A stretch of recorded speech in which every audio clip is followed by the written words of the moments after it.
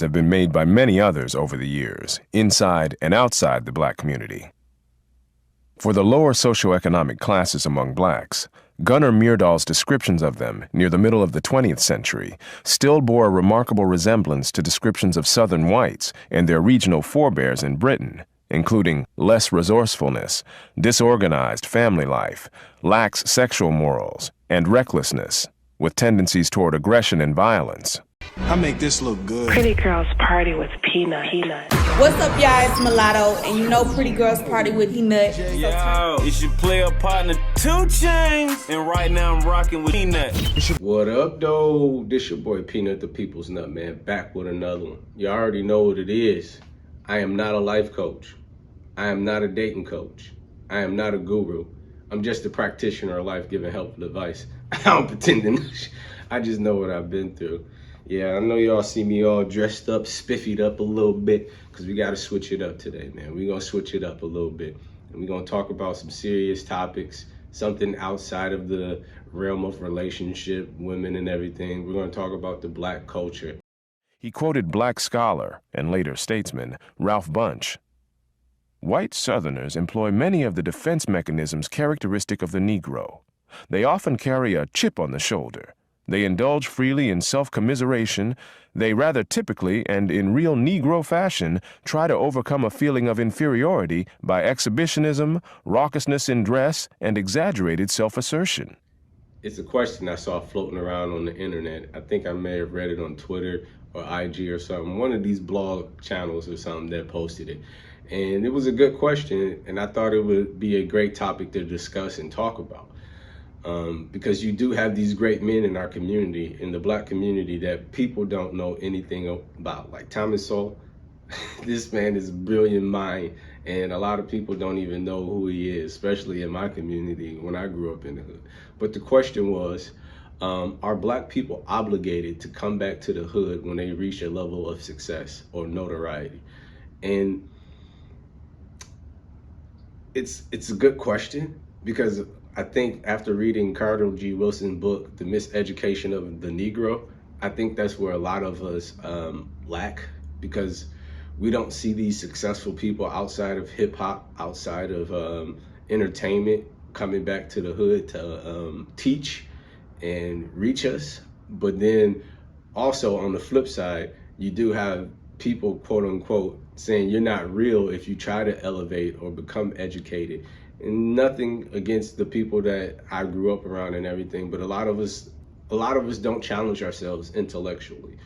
So we deem things that are detrimental to the whole culture as a whole as being a part of the culture, like the twerking, like the drug selling, like the gang violence, like a lot of the stuff that you see.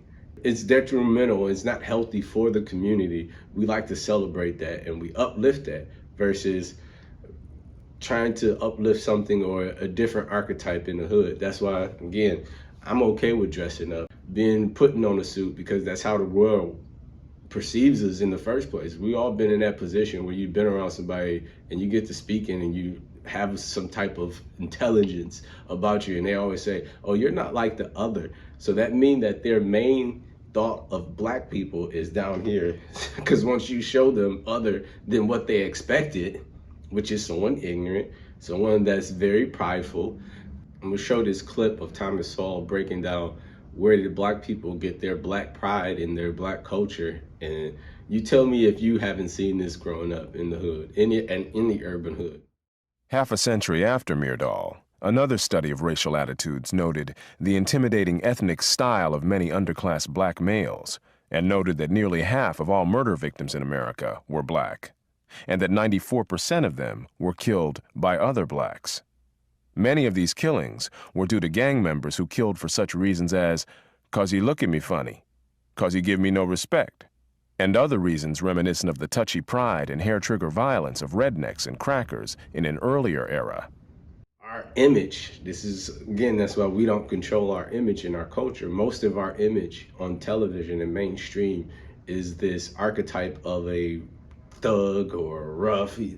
But this is why so many of our young ladies and our young women identify with that type of man, because look what Urkel had to do. Urkel had to become Stephen for the Lord to even notice him. And we see it all the time. We just saw it play out on the internet. If I find the clip before I edit this video, I'll post it. But that girl that said pineapples on the nuclear scientist, it probably wasn't because of his job. It's also because of how he spoke and how he carried himself. He didn't give her that Stephen vibe, but we all know how that plays out. No one likes for their identity to be challenged or what they deem to be right, their morals or views. So that's why you do get a lot of pushback from our community about what is our culture and everything. Or when you try to correct certain behavior, about who are you? You the moral police? Or because you know we all got those people in our community that don't believe in anything. I don't believe in all that hocus pocus, but they believe in the Bible. They don't believe in change, or they don't believe in growth or intelligence. So it's like, are you obligated to come back to the hood? Because it seems, especially, we see what keep happening to a lot of these rappers that do try to go back to the hood and give back. You end up losing your life.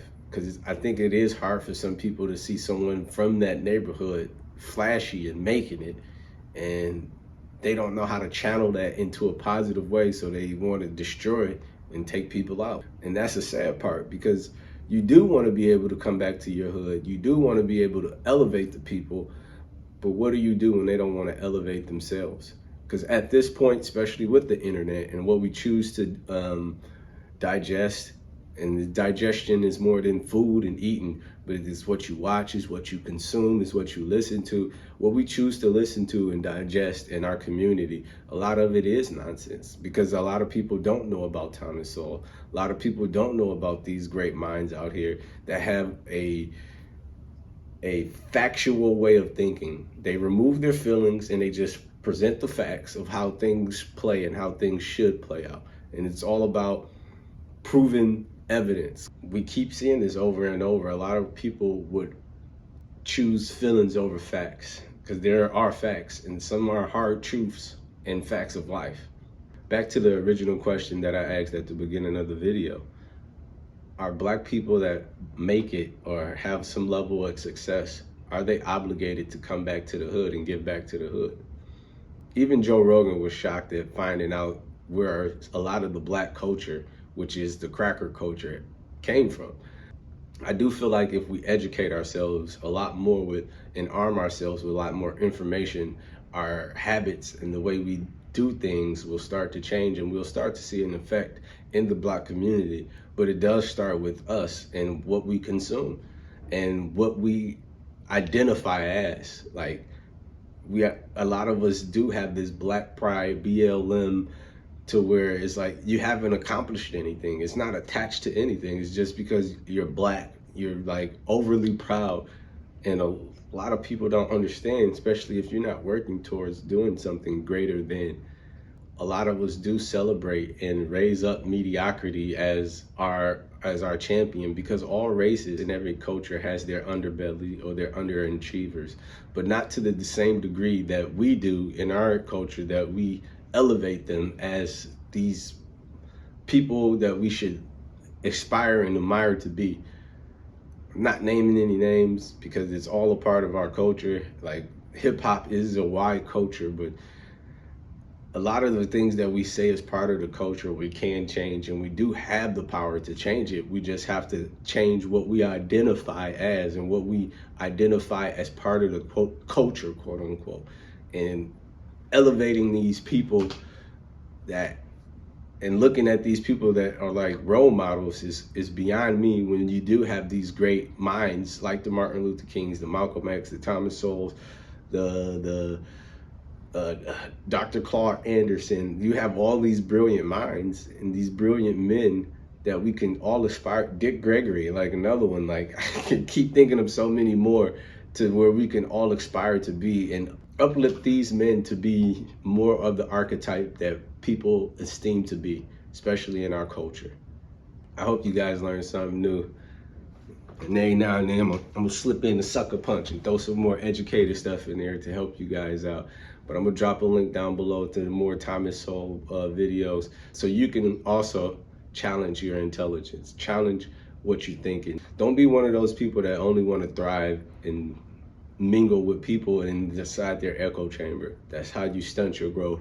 You want to be a thinker, go around people that have opposing views, and then challenge what you know against what they know. That's how you become a better thinker. But this is your boy Peanut, the People's Young Man. Until next time. Peace. Shawty, she came with a bourbon. She making me nervous. I look calm on the service. I look good on the service. Shawty, she came with a bourbon. She making me nervous. I look calm on the service, man. I look good on the service.